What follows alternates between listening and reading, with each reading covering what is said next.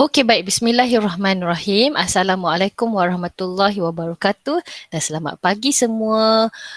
Terima kasih datang on time, masuk on time. Pagi ni kita akan discuss dua eksperimen. Eksperimen yang pertama ialah mengenai balance diet. Selepas saya membaca refleksi dan melihat kamu punya submissions, macam saya lihat ada lompong-lompong sikit lah. Mungkin kamu tak sure nak jawab macam mana. Dan in fact at the end tu, sebab ada beberapa masalah seperti video embedded video tu tak masuk dengan baik. Jadi mungkin masa tu kamu jawab tu tak lancar lah. So anyway, kita masih lagi akan akses kepada pedek yang sama. Jadi masih lagi accessible kan. The first slide tu ada attendance, so make sure kamu tulis attendance lah pada first slide.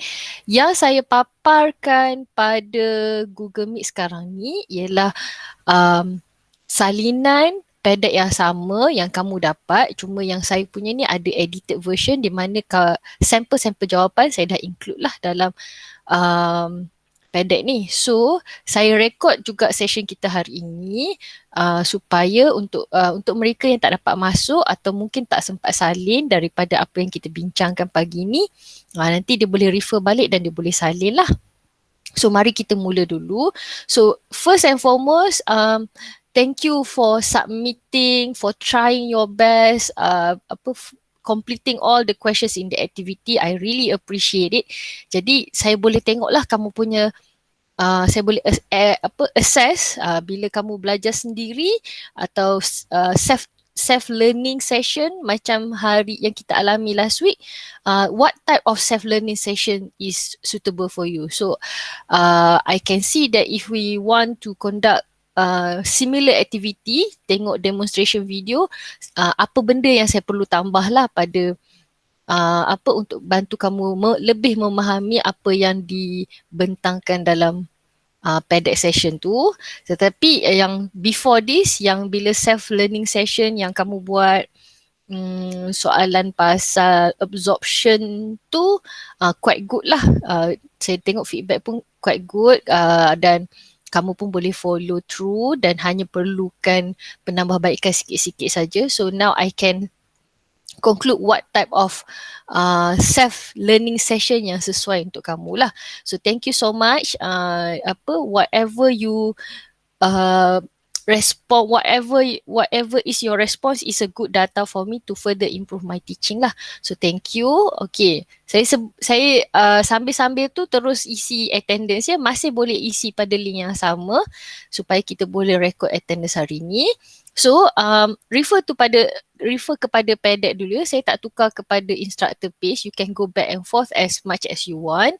So ini yang kita tengok pada activity last week where we talk about energy value. So untuk nutrition, selain daripada memilih jenis atau source of food, to make sure that our source of food contains different types of food classes, we also have to consider the energy value contained in a food that we determine, that we have prepared. So dalam energy value, okay, the unit for energy value is kilojoule per gram, where water mass multiplied by 4.2. 4.2 tu adalah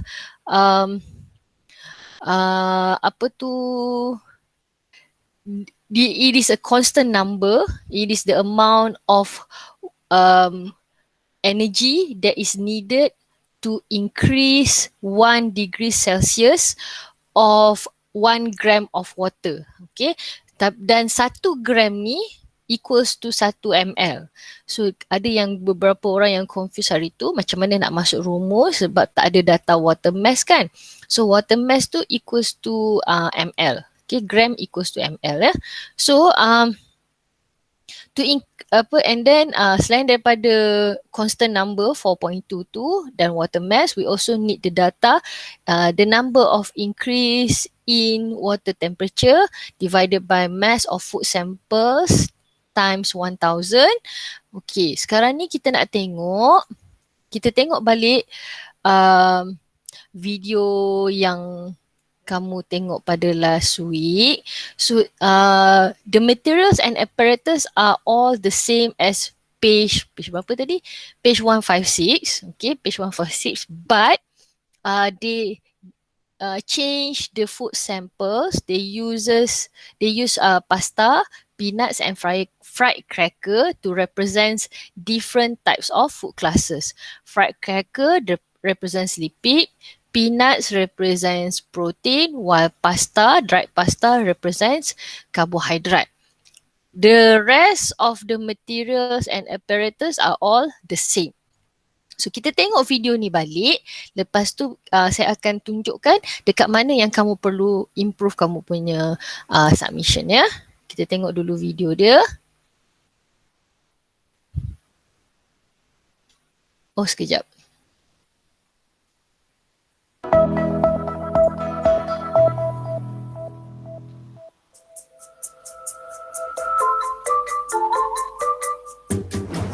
Assalamualaikum and hi everyone. My name is Cikgu Syairah from MRSM Taiping.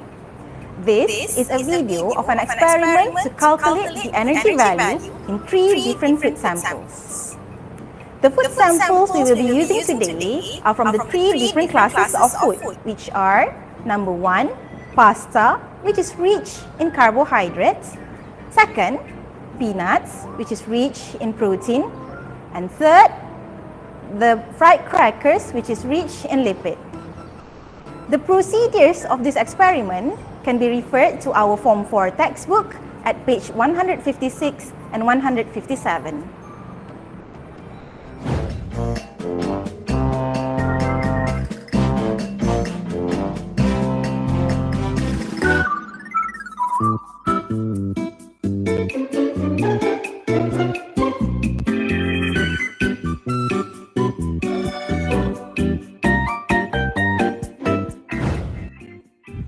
Next is the procedure for this experiment. First, weigh the food sample using an electronic weighing scale and record its mass into the table. Number 2, measure 20 ml of distilled water using a measuring cylinder and pour it into a boiling tube.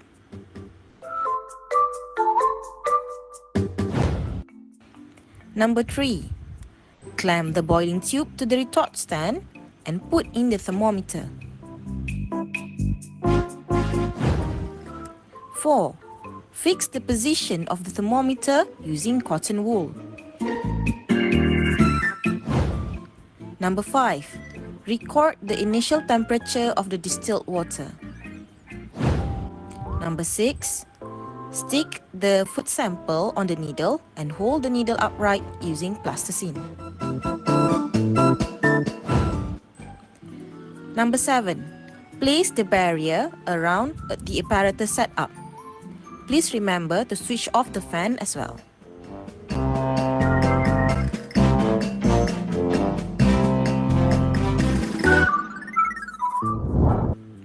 Number 8. Light the food sample using a Bunsen burner and place it below the boiling tube.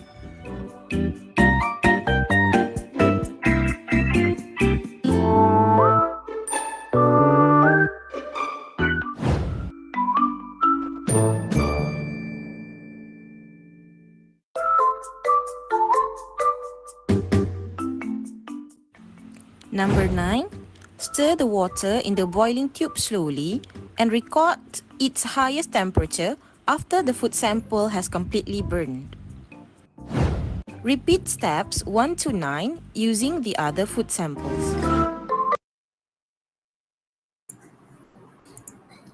Okay, so that is the procedure on how to conduct activity 9.6, which is determining energy value in food sample. Let's take a look at the, okay, yang ni tak apa, yang ni tak payah. This word wall is still available for you. So I've made some editings since you have mentioned that some of the text are very small. So some of the steps I have split it into two separate steps so that you can see it clearer and the font use will be bigger, but the number of steps a bit a bit more than our previous activity lah. Okay, so ni boleh buat kemudian, tak ada masalah. Okay, and then let's take a look at this one. Okay, so this is a sample from Putri Dania. Okay, this is her suggestion for problem statement, hypothesis and variables. As I mentioned in this particular activity, our problem statement, hypothesis and variables need to be changed or adapted based on the video. Since the video uses fried potato cracker and also food pasta, so we have to include it in our hypothesis lah. For problem statement tak ada masalah. For problem statement masih lagi sama. We want to determine which food sample has the highest energy value. Untuk hypothesis, based on our knowledge regarding food classes, which food classes have the highest energy value. So Putri Dania dia mencadangkan fried potato cracker have higher energy value compared to groundnut and pasta, most likely because fried potato cracker has lipid. So we know that lipid contains the highest energy value theoretically. Theoretically memang lipid paling banyak energy value, tapi kita akan test dalam aktiviti ni betul ke tak, macam tu ya. So the variables are types of food sample atau types of food classes atau types of food saja pun boleh. And then responding variable is energy value of food sample, or you can also stated there responding variable is the highest temperature achieved during the burning of food sample. Tadi ada satu step di mana kita kena record the temperature, the highest temperature kan. So that can also be our responding variable.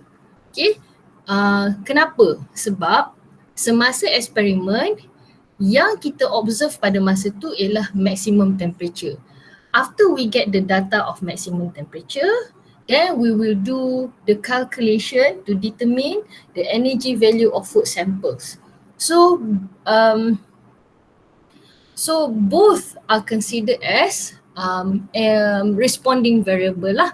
Okay, cuma energy value kita dapat selepas kita calculate. Maximum temperature kita dapat semasa eksperimen berlangsung kan.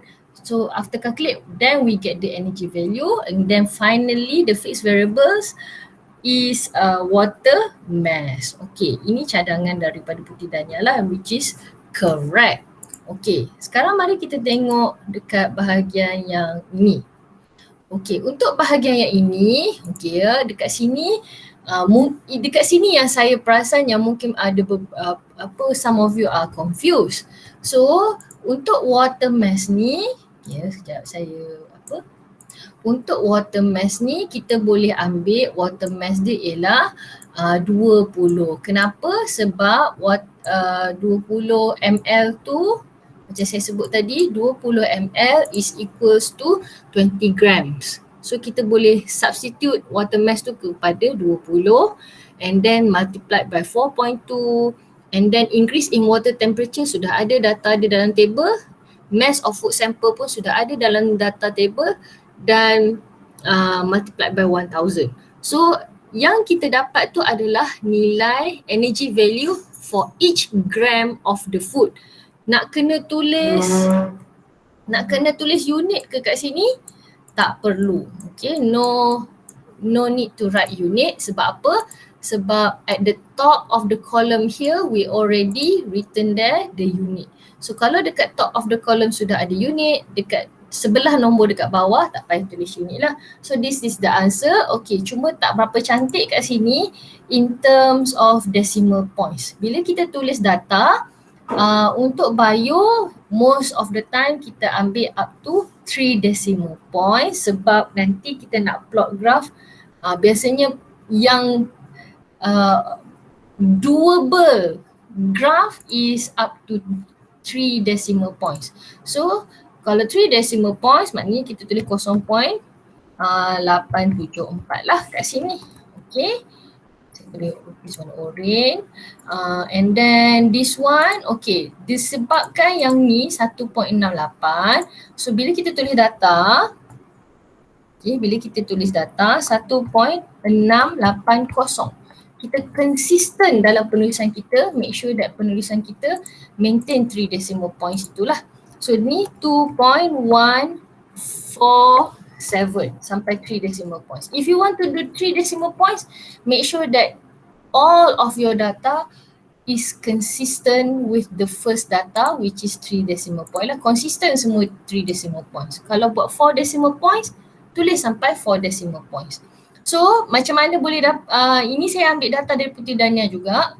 So macam mana dia boleh dapat? Sebab water mass ni ditukar, dia substitute dengan 20. And then the rest of the data boleh dapat daripada table. Nanti boleh improve kamu punya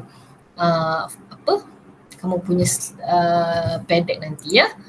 Okay, and then let's take a look at the next one.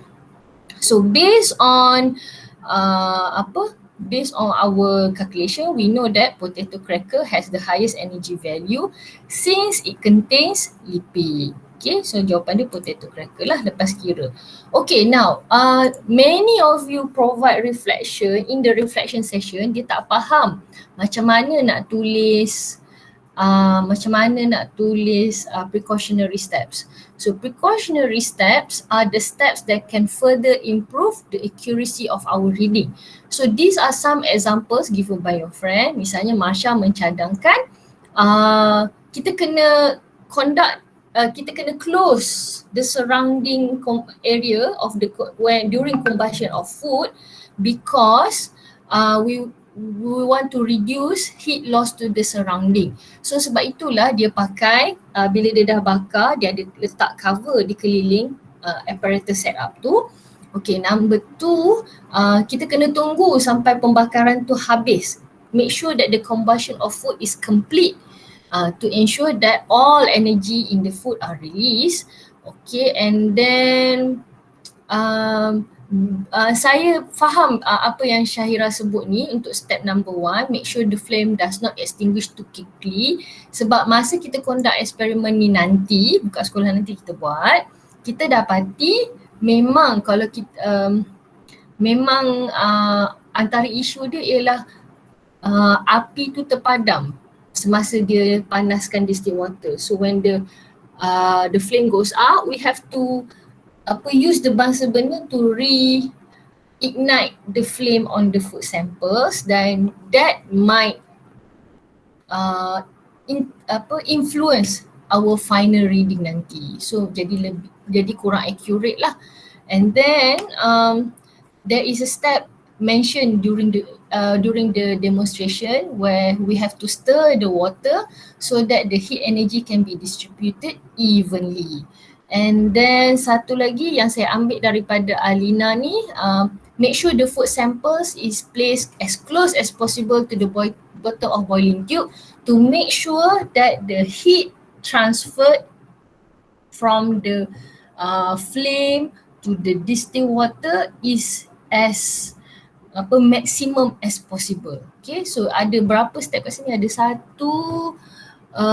2, 3, 4 precautionary steps yang kita boleh ambil daripada idea daripada Marsha, daripada Syahira, daripada Alina untuk kita masukkan dalam kita punya jawapan lah. You can access this video at the end of this class ya.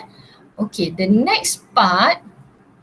Okay, so for the next part, okay, so conclusion, hypothesis is accepted sebab tadi hypothesis kita cadangkan fried potato cracker to have the highest energy value. So fried potato cracker have a higher energy value compared to pasta and groundnuts. Okay, so ini tak payah ya. Okay, so up until now, do you have any questions regarding the experiment? Boleh tulis dekat reflection atau boleh ambil mikrofon untuk tanya. Kamu tulis dekat reflection, nanti saya baca juga. Tulis dekat what was hard tu ya. Kalau ada nak tanya, I give you 2 to 3 minutes untuk fikirkan. Ada apa nak tanya tak? Misalnya macam Syafiqah Nazira tanya mengenai precautionary steps. Adakah saya menjawab kamu punya soalan Syafiqah Nazira? Okay, kalau menjawab tulis kat situ ya, ataupun boleh macam tanda right ke dah settle. Okay, memorizing the formula and units, yes, I understand. Okay, untuk Farah Kristina, are you okay? Do you understand the flow of the experiment atau ada part-part lagi yang saya perlu bantu? Okay, word wall tu ada tulisan a bit too kecil, nanti saya bagi word wall baru yang besar sikit. Tulisan dia, apa lagi reflection Will the formula be given in exam? Untuk bio, bio tak bagi formula setakat ini sebab formula untuk bio sikit saja. Yang ni energy value satu, lepas tu nanti bila kita belajar population ecology ada 3 to 4 formulas macam tu lah. Dan formula dalam bio only a handful saja. Handful, lebih kurang 5 to 6 saja. So memang tidak diberikan semasa exam lah. That is a good question, thank you. Sekejap saya tengok Okay, probably the calculation part is a bit confusing. Hopefully my explanation helps. Okay, ada lagi tak? Ada lagi tak soalan? Alright. Memorizing tu lah Okay, alright. Okay, dia dah tanda right dekat dia punya ni. Alright, so anak-anak sekarang ni kita move on to another activity. So please click on the second note 2 dalam kamu punya Telegram dengan WhatsApp pun saya ada bagi. Dekat situ ada link untuk vitamin C experiment pula. So let's take a look at that one. Saya pun kena tukar ni sekejap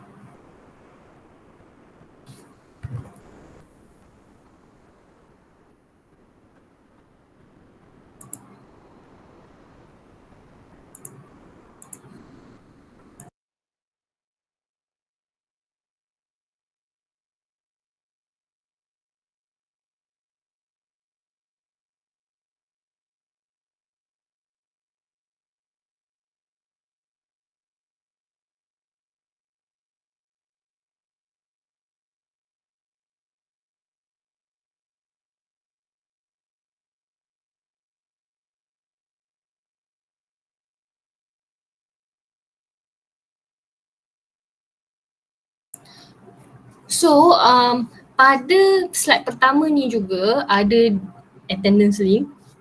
Kalau pada aktiviti tadi kamu dah letak attendance link, dekat slide ni tak payah letak attendance lah ya. Okay, biarkan saja. Saya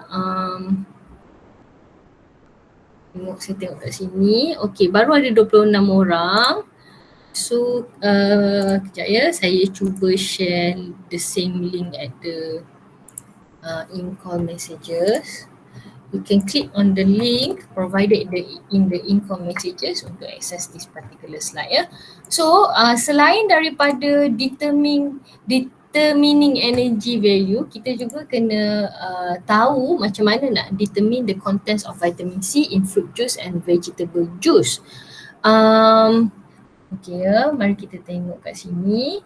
So this activity is based on page 158 tapi dia modify sikit. Ada satu food sample dia tukar. Instead of carrot, demonstration yang saya gunakan ni dia tukar carrot kepada lemon. So can we take a look at the next activity? In the next activity, there is a list of materials and apparatus used for this experiment. Can you classify the materials and apparatus into correct groups? Cuba classify materials and apparatus into correct groups.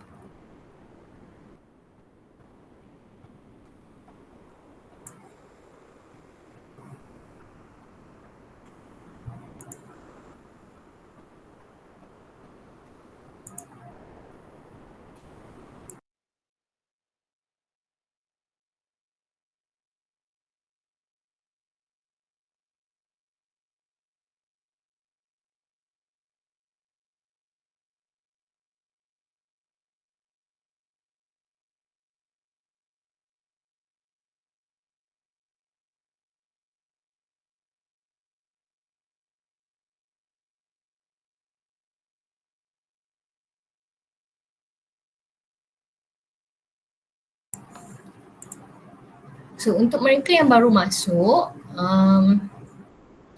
okay, pada slide yang kita sedang tengok sekarang ni, there is a word wall activity where we have to identify or classify the materials and apparatus used in this experiment. Kita kena identify dan classify based on our understanding about what are the criteria of materials, what are the criteria for apparatus.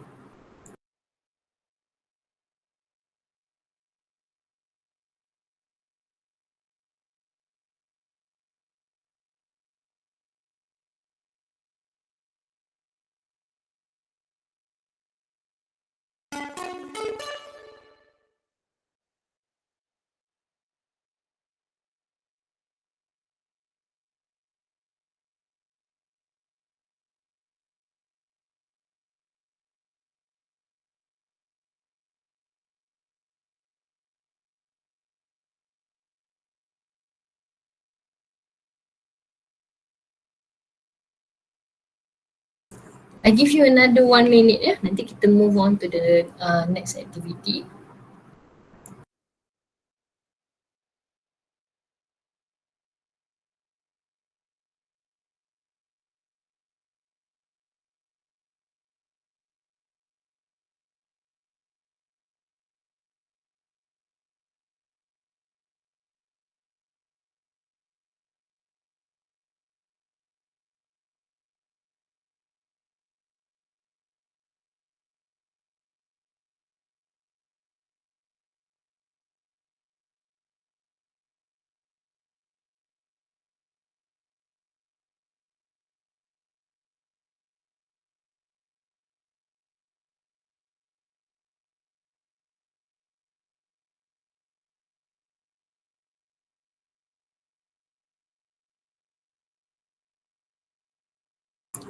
Okay. Okay, thank you so much. I can see here, there are already ada 15 submission. Sekejap ya. Oh, I see. Daripada rumusan ni saya dapati ada yang tersilap dari segi juicer tu dia letak dalam materials kot. Okay, lepas tu distilled water pun dia tersilap, dia letak dekat apparatus, kekeliruan kat situ lah dengan 1% DCPIP solution. So, kejap ya, saya letak balik kat sini. So, untuk materials dengan apparatus ni, I'm pretty sure that for our report, we need to clearly identify dekat mana materials, dekat mana apparatus lah. I think for the new format of SPM ni, untuk classify materials dengan apparatus ni mungkin ada jugalah aktiviti ni. Lebih kurang sama macam apa yang kamu buat dekat word wall tu. Previously pun, in the previous format pun, soalan yang dia tanya mengenai materials dengan apparatus ni ialah dia bagi senarai materials dengan apparatus, you just have to classify which one is the material, which one is apparatus lah. Most of the time kalau bahan tu atau substance tu is used one time and then kita buang. So dia dalam kategori materials lah. If the material atau if the apparatus, if the thing will be used several times and can be reused in other experiments, biasanya kita letak dekat apparatus lah, walaupun kita nampak macam misalnya macam kain buruh atau kain lap, cloth kan, untuk lap-lap tu nampak macam minier, macam insignificant, tapi di bawah apparatus. Okay, so let's take a look at the hypothesis, problem statement and variables. So problem statement dia ialah which fruit juice or vegetable juice has the highest content of vitamin C, and then since this demonstration substitute lemon and with substitute carrot with lemon, so hypothesis tu sedikit tukarlah sikit kat situ. So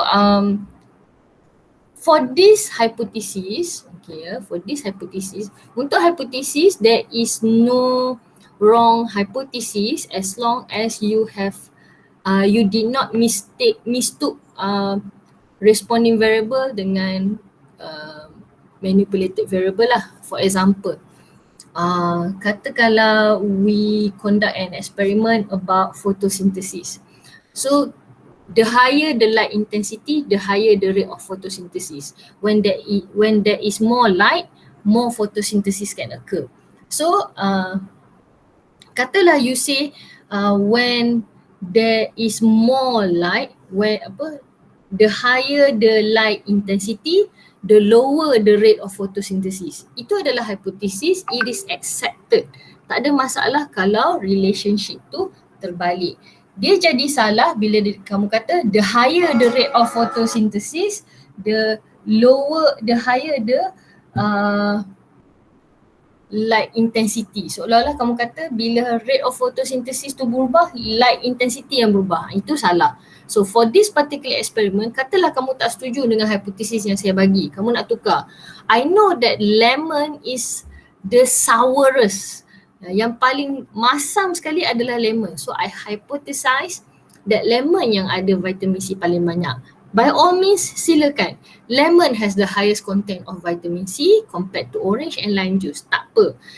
Sebab this is hypothesis, it is our initial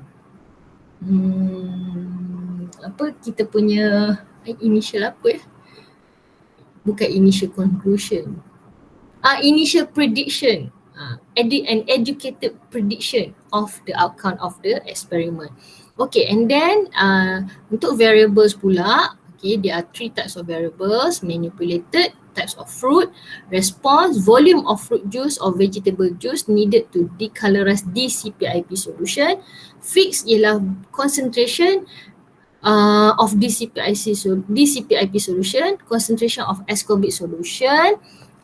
Volume of DCPIP solution juga kita boleh letakkan dalam fixed variable ya. So benda apa DCPIP solution ni? Ya, DCPIP ni adalah satu substance yang bila kita larutkan dalam air, warna dia biru. Sekejap ya. Okey, dia punya animated GIF baru gerak. Okey. So dalam Google Meet tu kamu boleh nampak ya, apabila kita titiskan vitamin C ke dalam larutan DCPIP yang warna biru, we can see that the colour gradually changes from blue to colourless. Okay, so we can see there what happens inside there is the DCPIP substance inside the blue solution is reduced by ascorbic acid atau vitamin C to become a colourless compound. Okay, so ini adalah reaction yang kita nak tengok dalam eksperimen ni lah. Okay, so mari kita sama-sama pergi kita tengok the reaction. Sekejap ya. I share this step. Alright. Okay, this is the demonstration video. Saya akan pasang dulu dalam Google Meet. Nanti saya akan bagi akses kepada kamu untuk kamu go through balik this padded activity untuk tengok balik video ni at your own pace ya. Saya buka dulu dalam Google Meet.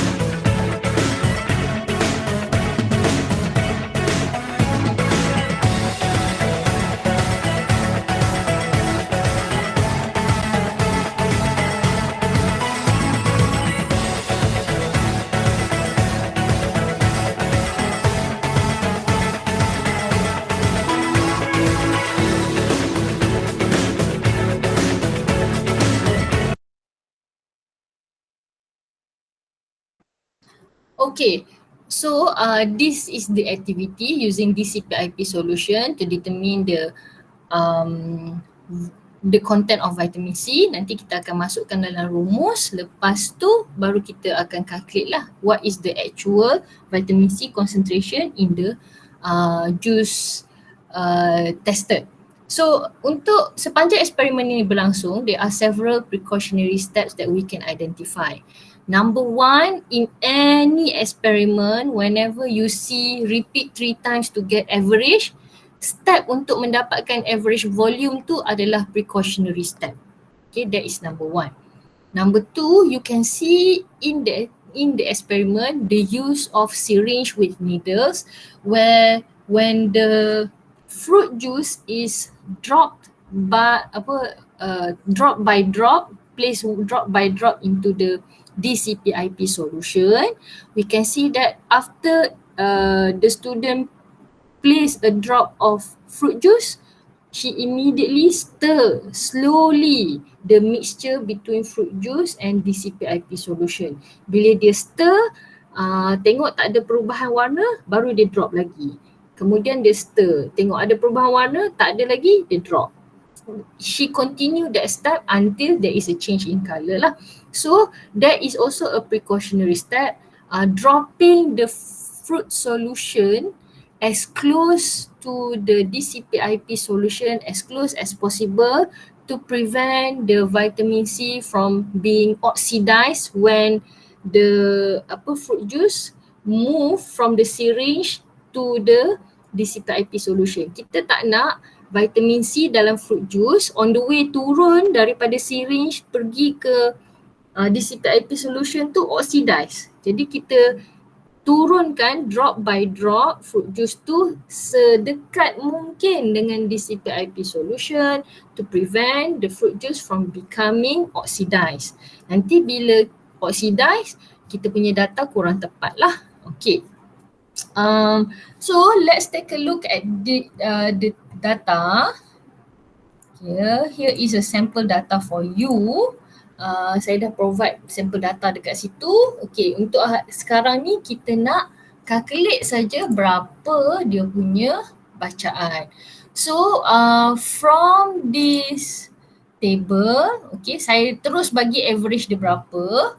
Kemudian please take a look here on top of the table, the formula to determine percentage of vitamin C and also vitamin C concentration. So please complete this part of the table and also this part of the table.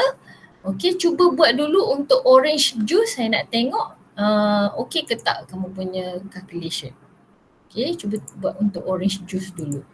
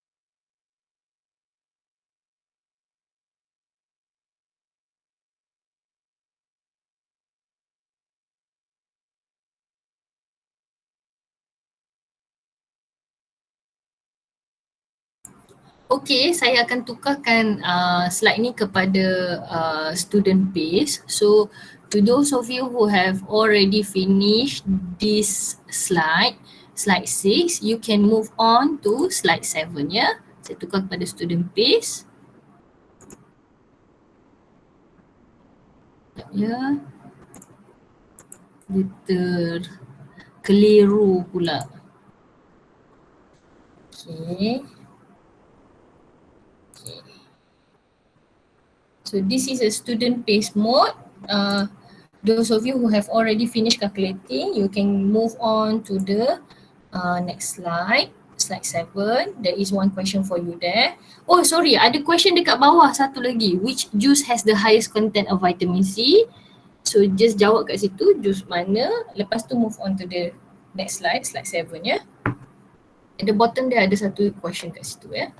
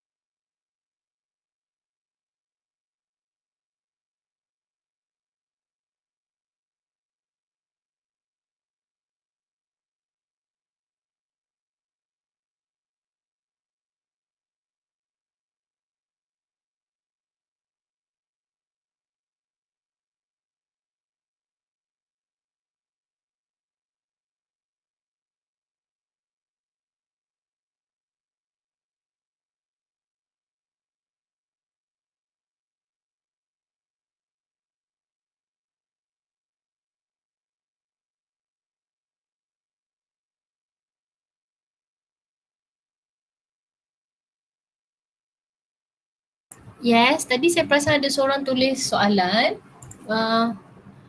Okey ya. Sekejap. Boleh tulis soalan, tak ada masalah.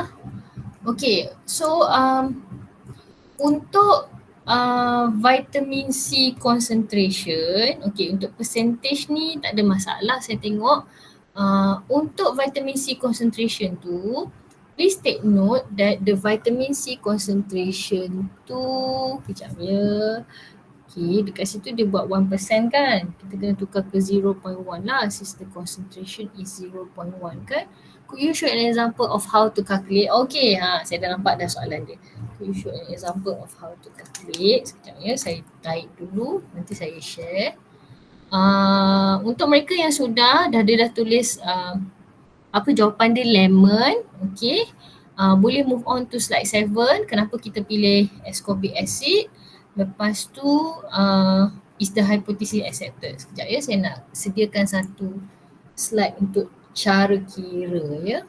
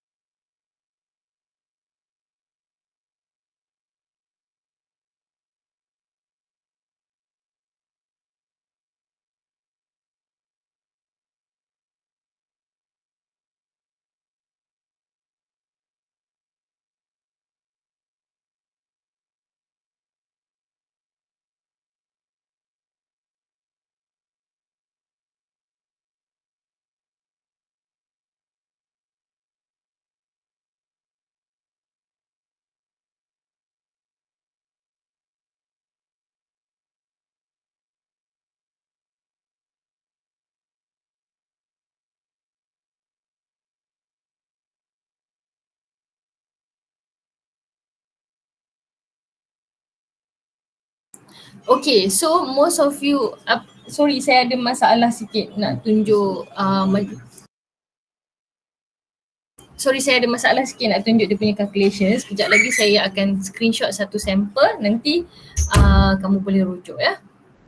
Sekejap.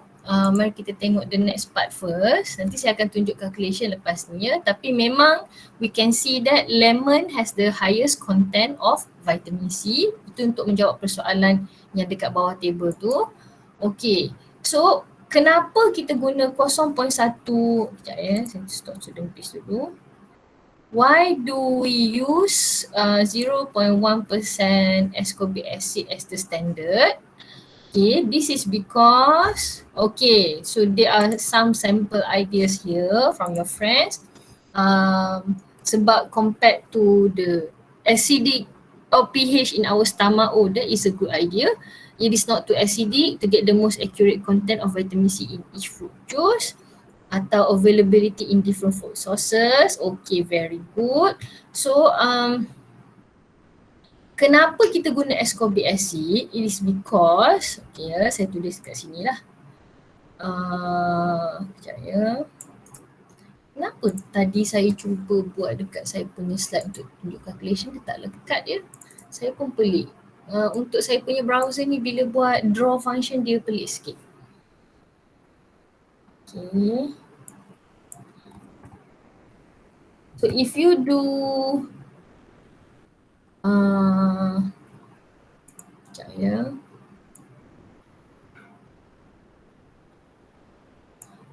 Okay, this is the answer. Okay, if you do a bit of googling, kita akan jumpa lah kenapa kita gunakan ascorbic acid as the standard. Sebab DCPIP react dengan ascorbic acid dengan nisbah 1:1. Maknanya kalau kita guna 1 ml of DCPIP, 1 ml of ascorbic acid will react with DCPIP to decolorize DCPIP. Bila kita guna 1 ml DCPIP untuk buat eksperimen ni, kita dapati 1 ml DCPIP juga 1 ml fruit juice ascorbic acid jugalah yang akan melunturkan atau decolorize DCPIP solution.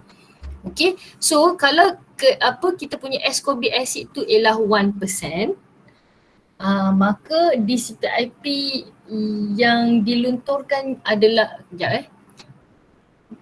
bila ascorbic acid tu, bila DCPIP tu ialah 1 ml, DCPIP, the volume of ascorbic acid to decolorize DCPIP juga adalah 1. So nisbah dia masih lagi sama. Dekat eksperimen kita ni, kita bukan guna ascorbic acid 1%, tapi kita guna ascorbic acid 0.1%. Jadi the volume needed to decolorize DCPIP tu bertambah sikit lah, iaitu 10 ml. Okay, so this is a sample answer over here. DCPIP react in a 1:1 fashion. So if a known quantity of DCPIP solution reacts with the plant tissue extract, atau dalam kes kita ni bukan plant tissue extract lah, iaitu kita guna react with the fruit juice, the quantity of DCPIP used gives a direct measure to the quantity of ascorbic acid present. Okay, oh bagusnya dia salin. Okay, bagus-bagus. Salin ya, bagus. Okay. So, sambil-sambil kamu salin tu, the contents of vitamin C, as you can see here, is affected by several factors such as the type of fruit and it is sensitive to temperature. Sebab itulah makanan yang kaya dengan vitamin C kita tak boleh masak atau jangan masak, sebab dia mudah terurai bila terdedah kepada high temperature. So satu lagi ialah vitamin C ni is sensitive to exposure to oxygen. Sebab itulah kita tak boleh, bila kita, once we obtain fruit juices that is high concentration, that is rich in vitamin C, we have to consume it immediately to prevent the vitamin C to become oxidized when it reacts with oxygen in the environment lah. So kalau kamu nak cuba buat eksperimen lebih kurang macam ni dekat rumah, instead of this CPIP, kamu boleh guna iodine solution. If you want to test this out, katalah you have different brands of fruit juices kan, kamu nak tengok betul tak apa yang diklaim. Brand A has higher concentration of vitamin C compared to brand B dengan brand C. The reaction between fruit juices with iodine is similar to what we see when we look at the demonstration between the reaction of DCPIP and fruit juice. Memang sama. So kalau kamu nak test dekat rumah, the basic principle is if the fruit juice requires a few drops only to decolorize the iodine, so that particular fruit juice has higher content of vitamin C lah. Maksud dia lagi sikit volume of fruit juice digunakan untuk decolorize iodine dekat rumah, nanti kalau kamu nak cuba buat, lagi tinggi kepekatan vitamin C di dalam fruit juice itu. So iodine is a good substitute if you want to do the same experiment at home. Kemudian let's take a look at our hypothesis. So hypothesis kita rejected. Kita punya hypothesis tadi atau hypothesis yang diberikan pada awal-awal aktiviti ni adalah we hypothesize that since orange is the biggest fruit, I thought orange has the highest content of vitamin C, which is wrong. Yang highest content vitamin lemon. Kejap ya. Okay, lemon has the highest content of vitamin C. These are some of sample answers from your friends. Hypothesis, you can say either hypothesis not accepted atau hypothesis is rejected. Tak ada masalah ya kalau hypothesis rejected. So kita punya, lepas kita cakap hypothesis rejected, kita terus bagi tahu instead of orange juice, which fruit juice has the higher content of vitamin C? What is the alternative conclusion? Okay. Untuk cara kira nanti saya akan bagi satu lampirannya untuk cara kira, sebab tadi saya cuba guna presentation session student ni, saya tak boleh nak submit pula. Tak tahulah dia macam ada error ke untuk saya punya Chrome ni, tak sure. Nanti saya check balik, nanti saya share ya. So insyaAllah by this Friday also I will share with you the assessment for your website. Saya dah selesai tanda, saya sekarang in the midst of nak calculate pula, nak record all of your marks in the PBL, bukan PBL, in the PBD form. Lepas tu saya akan release lah what are my assessment of your websites. Thank you so much. All of your websites are very good. Cuma ada beberapa group nanti saya akan bagi beberapa points untuk penambahbaikan, dan bila kamu dah submit untuk penambahbaikan, saya memang dah communicate dengan National STEM Association untuk masukkan link kepada website kamu tu pada website e-magazine.st.my. Nanti mereka akan publish lah. Bila dah publish nanti saya bagi tahu ya. So this Friday I will give a full report of my assessment on your website lah. Dekat mana nak perbaiki, what are your strengths, what are room for improvement. Tapi saya mengucapkan berbanyak-banyak tahniah, memang very nice. I like your layout, I like your color combinations, very good. Even your video editing pun very good. Lebih kurang macam juga level yang sangat baik, sangat simple dan mudah difahami. Even audience peringkat sekolah rendah pun boleh faham kamu punya instruction, which is good lah. Very clear cut your videos. Okay, so thank you for your submissions. Okay, these are all, I can see all of your hypothesis. Jangan risau, dalam sains, dalam bio, memang kalau kita buat eksperimen, hipotesis rejected tu adalah satu norma kehidupan kan. Satu sebahagian daripada scientific scientific work, scientific work. So saya nak bagi kamu experience, there are times when the hypothesis is rejected lah. Okay, so nanti saya hutang dengan kamu satu slide mengenai how to calculate. Okay. Kamu tulis hypothesis not accepted pun boleh. Selalunya kita tulis kalau masa buat degree saya akan tulis hypothesis not accepted kalau saya punya report tu word count dia sikit. So saya cuba memanjangkan perkataan sebut not accepted, at least dapat 3 perkataan. Kalau hypothesis rejected baru dapat 2 perkataan ya. Okay, saya pergi ke slide reflection dulu, jangan risau nanti saya akan tukar ni kepada student pace. So basically anak-anak, what we have done today is we have discussed about how to determine the vitamin C content in fruit juices. We can also use the same method to compare different brands of fruit juices ke atau different sources of vitamin C ke, sebab kita nak test vitamin C content in different food sample kan. So mana-mana food sample yang kamu rasa kalau kamu nak test the presence of vitamin C, kita boleh guna DCPIP. Okay, so satu lagi ialah kita discuss juga mengenai precautionary steps untuk menjalankan eksperimen ni, dan kita dah tahu bahawa lemon juice has the highest concentration of vitamin C compared to